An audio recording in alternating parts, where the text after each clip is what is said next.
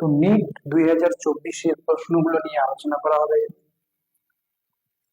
এতটা ঘিঞ্জি এই জন্য হয়ে গেছে যে একবার রেকর্ড করেছিলাম, কোনো কারণে মিস্টেক হয়ে গেছে, ওটা মানে রেকর্ডটা ঠিকঠাক মতো হয়নি, কেটে গেছিল মাঝখানে, সেই জন্য এইভাবে ঘিঞ্জি হয়ে গেছে। তো লেসিথিন, লেসিথিন কি জিনিস?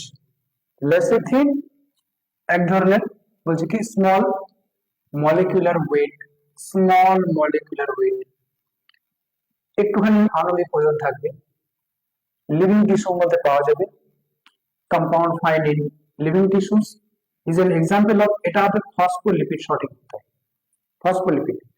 পেজ নাম্বার 144-45 140-45 এনসিইআরটি এর মধ্যে একটা ডায়াগ্রাম আছে, মানে লেসিথিনের স্ট্রাকচারটা দেওয়া আছে। লেসিথিনকে ডাইগ্লিসারাইডও বলা যেতে পারে, ডাইগ্লিসারাইড, ঠিক আছে, কারণ লেসিথিনে কি থাকে, দুটো ফ্যাটি অ্যাসিড যুক্ত থাকে। প্রথমে হয় কি গ্লিসারল, গ্লিসারলের নাম শুনেছি আমরা, ওখানে আছে। গ্লিসারলের সঙ্গে যদি একটা ফ্যাটি অ্যাসিড যুক্ত হয় তাহলে তাকে বলা হবে মনোগ্লিসারাইড, আর গ্লিসারলের সঙ্গে যদি দুটো ফ্যাটি অ্যাসিড যুক্ত হয় তাহলে তাকে বলা হবে ডাইগ্লিসারাইড। এবার হয় কি, এখানে ডাইগ্লিসারাইডের সঙ্গে ফসফেট গ্রুপ যুক্ত হয়, তার সঙ্গে আরো কিছু কম্পাউন্ড যুক্ত হয়ে এরকম স্ট্রাকচার, এখানে কিছু কিছু যুক্ত হয়ে এই জিনিসটাকে বলা হয় ফসফোলিপিড। ফসফোলিপিড মূলত যখন ফসফেট যুক্ত হলো ফসফোলিপিড, আর এখানে হাইড্রোজেনটা রিমুভ হয়ে তার বদলে কিছু একটা বসবে, এক্স এর জায়গায় যে কিছু হতে পারে, তো এইখানে যে জিনিসটা বসবে ওই অনুযায়ী ফসফোলিপিডের অনেক নাম আছে। তো ওখানে আমাদের এনসিইআরটি এর মধ্যে একটা ছবি আছে, কি আছে, CH2 N, আর N এর সঙ্গে 3টা CH3 যদি থাকে তাহলে সেই কম্পাউন্ডের নাম হয় লেসিথিন। এটা পেজ নাম্বার 140-145 ক্লাস 11 এর এনসিইআরটি তে পাওয়া যাবে। অ্যামাইনো অ্যাসিড তো হবে না, অ্যামাইনো অ্যাসিড, টাইরোসিন, ট্রিপ্টোফ্যান, এগুলো কার্বোহাইড্রেট, ফ্রুক্টোজ, গ্লুকোজ ইত্যাদি।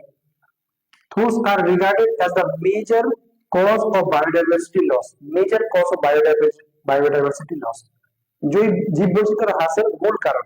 এটা তোমার ক্লাস 12 264 থেকে 65 পাতার মধ্যে আছে, লেখা আছে ওভার এক্সপ্লয়টেশন, কোএক্সটেনশন, বেশি করে জিনিস ইউজ করা, কোন একটা জিনিস বেশি করে ইউজ করছে বন জগৎ, তখন জীববৈচিত্র্য হ্রাস পাবে। কোন একটা প্রাণীকে, মাছকে ধরে বেশি খাচ্ছি তখন ওর সংখ্যাটা কমে যাবে। কোএক্সটেনশন, বিলুপ্ত হওয়া, একজন বিলুপ্ত হলে আরেকজন বিলুপ্ত হয়ে যাবে। যেমন মনে করো হরিণ ঘাস খাচ্ছে, যদি হরিণ ঘাস যদি শেষ হয়ে যায় হরিণও মারা যাবে, এরকম টাইপের। অথবা কি আছে, বাঘ হরিণকে খাচ্ছে, তো হরিণ শেষ হয়ে গেলে বাঘ মারা যাবে, এরকম কোএক্সটেনশন একটা কারণ হতে পারে।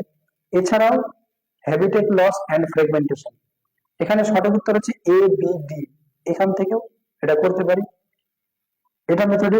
এবার এলিমিনেশন মেথড, এটা একটু তাড়াতাড়ি হবে, কারণ ABD আমাকে 3টা অপশন চেক করতে হচ্ছে, এলিমিনেশন মেথডে 2টা অপশন চেক করতে হবে, কারণ মিউটেশন কখনোই হবে না আর মাইগ্রেশন হবে না। তো সি আর ই যেখানে আছে সেগুলোকে বাদ দিব, এখানে সি আছে, এখানে সি আছে, এখানে ই আছে, এখানে সি আছে। এলিমিনেশন করলে দুটা দুটা দুটা জিনিস চেক করলেই প্রশ্ন সলভ হয়ে যায়। তো এই প্রশ্নগুলোকে বেশিরভাগ চেষ্টা করতে হবে এলিমিনেশন মেথডে যাওয়া, এলিমিনেশন মেথডে এগুলোকে সলভ করা। Which of the following is not a criterion for classification of fungi? Fungi K classify, ছত্রাকের সেল বিভাগ করার জন্য যখন আমি বিভিন্ন জীবরাজ্যের শ্রেণী বিভাগ করছি, 5 কিংডম ক্লাসিফিকেশন, তখন আমি নিউট্রিশনটাকে ইউজ করতে পারি। এবার পরে যখন ছত্রাকগুলোকে ক্লাসিফাই করছি, সব ছত্রাকই হেটেরোট্রফ আর মোস্টলি স্যাপ্রোফিটিক। তো সবার মধ্যে স্যাপ্রোফিটিক নিউট্রিশন পাওয়া যাচ্ছে, সব কিছু কিছু বাদ দিয়ে, আর সবার মধ্যে হেটেরোট্রফ পাওয়া যাচ্ছে, তো ওখানে ওদেরকে আর ফার্দার ক্লাসিফাই করা যাচ্ছে না নিউট্রিশনের ভিত্তিতে। এই জন্য এখানে লেখা আছে উপরে ফাইকোমাইসিটিস যে শব্দটা আছে, ফাইকোমাইসিটিস, এই যে ক্লাস 12 এর ক্লাস 11 এর এনসিইআরটি 23 নাম্বার পাতায় ফাইকোমাইসিটিস এর উপরের দিকে এটা লেখা আছে যে mode of fruiting bodies, spore formation, মাইসেলিয়ামের গঠন, এই MSF শর্টকাট আছে। এই 3টা জিনিসের উপর ভিত্তিতে ফাঞ্জাইকে বিভিন্ন ক্লাসের মধ্যে ভাগ করা হয়। আমি যেখানে পড়িয়েছি ওখানে আমি এই জিনিসটা বলেছি, এই শর্টকাটটা বলে দিয়েছি যে MSF দিয়ে মনে থাকবে, MSF। এখন এমএসপি কিষানের ভারী ডিমান্ড চলছে, এমএসপির জন্য ওরা খুব আন্দোলন করছে, ওর সঙ্গে রিলেট করে এমএসএফ শব্দটা তো মনে রাখা যায়। এবার তারপরে প্রশ্নটা কি বলছে, বলছে যে পিঙ্ক ফ্লাওয়ার স্ন্যাপড্রাগন, একটা পিঙ্ক মানে গোলাপি ফলযুক্ত স্ন্যাপড্রাগনের সঙ্গে ক্রস করা হচ্ছে with red flower snapdragon plants, লাল ফুলযুক্ত স্ন্যাপড্রাগন উদ্ভিদের সঙ্গে। তো যদি পিঙ্ক হয় তাহলে তার জিনোটাইপ হবে ক্যাপিটাল আর স্মল আর যদি রেড হয় তাহলে জিনোটাইপ হবে ক্যাপিটাল আর। ঠিক আছে, তো যদি ক্যাপিটাল আর স্মল এর জিনোটাইপ হয় তো এখান থেকে গ্যামেট কি তৈরি হবে, ক্যাপিটাল আর স্মল আর রেড এর ক্ষেত্রে যে ক্যাপিটাল আর জিনোটাইপ আছে, এখানে গ্যামেট তৈরি হবে ক্যাপিটাল আর। একটা লিখলেও হয়ে যেত, বাট আমি দুটাই লিখলাম তোমাদের বোঝার সুবিধার্থে। এখান থেকে একটা ক্যাপিটাল আর, এখান থেকে একটা ক্যাপিটাল আর, এখান থেকে ক্যাপিটাল আর, এখান থেকে ক্যাপিটাল আর, এখান থেকে ক্যাপিটাল আর, এখান থেকে স্মল আর, এখান থেকে ক্যাপিটাল আর, এখান থেকে স্মল আর, তাহলে দুটো ক্যাপিটাল আর পাওয়া গেল, আর দুটো ক্যাপিটাল আর স্মল আর পাওয়া গেল। তো যারা ক্যাপিটাল আর স্মল আর তাদের মধ্যে কালার পাওয়া যাবে পিঙ্ক কালার, আর যে দুটো ক্যাপিটাল আর আছে সেগুলোকে পাওয়া যাবে রেড কালার। ঠিক আছে, তো এখানে ফাইনালি পিঙ্ক আর রেড, এই যে রেড, এরা রেড হবে, এরা পিঙ্ক হবে, রেড পিঙ্ক। তো এখানে যে পরবর্তী প্রয়োজনে এক্সপেক্ট করা হয়েছে, দেখা যাচ্ছে কি what type of phenotype are is or are expected, কোন প্রকার ফিনোটাইপ এক্সপেক্ট করা যেতে পারে এই দুটোর মিলনে। তাহলে এই দুটোর মিলন ঘটিয়ে আমি দেখলাম যেখানে পিঙ্ক, ক্যাপিটাল আর স্মল এর জন্য পিঙ্ক, আর ক্যাপিটাল এর জন্য রেড। তাহলে রেড ফ্লাওয়ার পাওয়া যাবে as well as pink flower পাওয়া যাবে। এই দুই রকম ফ্লাওয়ারকে আমরা পেতে পারি, মানে ফুলযুক্ত গাছ পেতে পারি, মানে প্লান্টস আছে, আমি কেটে দিয়েছি, বড় হয়ে যাচ্ছে লিখতে হবে। দা কোফ্যাক্টর হচ্ছে এনজাইমের কোফ্যাক্টর, পড়ানোটা আছে। কোফ্যাক্টরের যে লাস্ট কয়েকটা শব্দ আছে, কয়েকটা লাইন আছে, ওখানে মেটালিক আয়ন কোফ্যাক্টর বলা হয়েছে, আর ওখানে একটাই এনজাইম সম্পর্কে বলা আছে কার্বক্সি পেপটাইডেজ, যেখানে জিঙ্ক ইউজ হয় কোফ্যাক্টর হিসেবে। আচ্ছা, আর একটা নাম ভালো আছে যে রেসপিরেশন ইন প্লান্টস এর মধ্যে আছে, কি আছে পাইরুভেট ডিহাইড্রোজিনেস, ওর মধ্যে ম্যাগনেসিয়াম আছে। তো এখানে কোফ্যাক্টর থেকে সরাসরি প্রশ্ন দিয়ে দিচ্ছে, ওখান থেকে এনজাইম পার্টটা থেকে এটাকে যদি ঘুরিয়ে করে এই যে যেটা বললাম পাইরুভেট ডিহাইড্রোজিনেস এর ম্যাগনেসিয়াম, এরকম এখানে ওখান থেকে প্রশ্ন জিজ্ঞাসা করতে পারে। নিয়াসিন ভিটামিন B3 এর ডেরিভেটিভস, রাইবোফ্লাভিন এর ডেরিভেটিভস, ভিটামিন B2 এর ডেরিভেটিভস, এগুলো তো অর্গানিক, এগুলো হচ্ছে প্রোস্থেটিক গ্রুপ,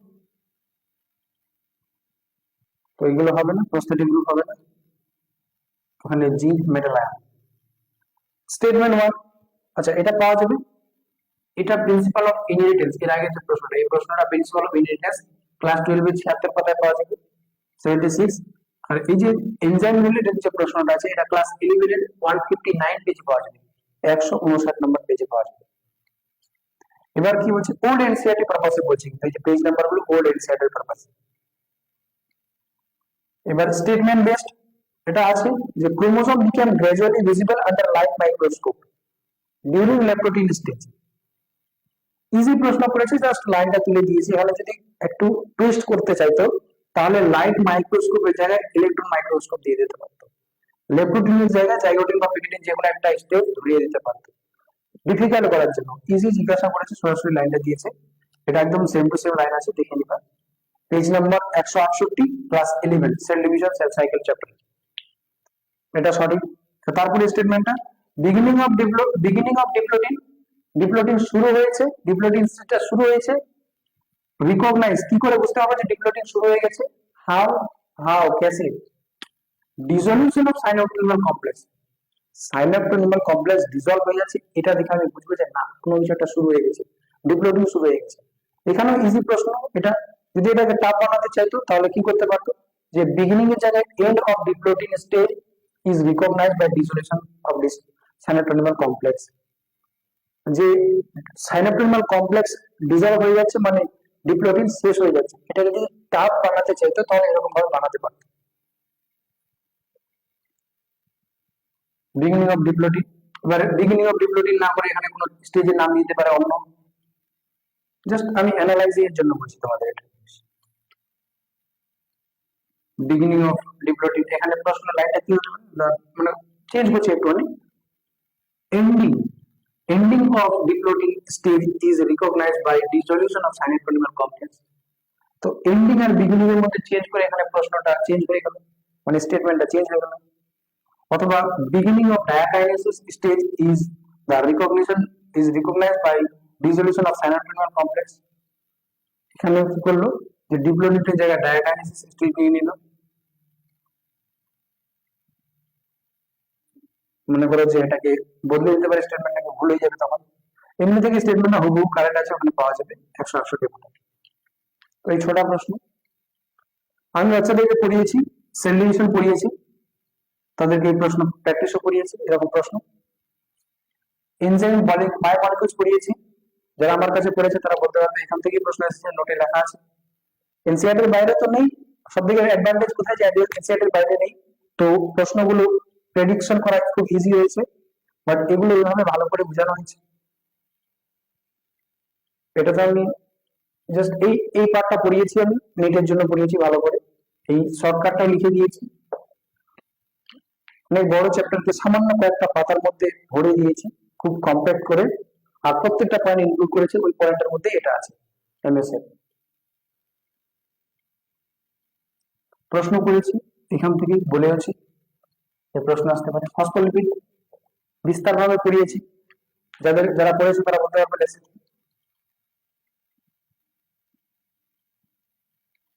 এটাই হচ্ছে সাদা প্রশ্ন, বাকি প্রশ্নগুলো দেখি।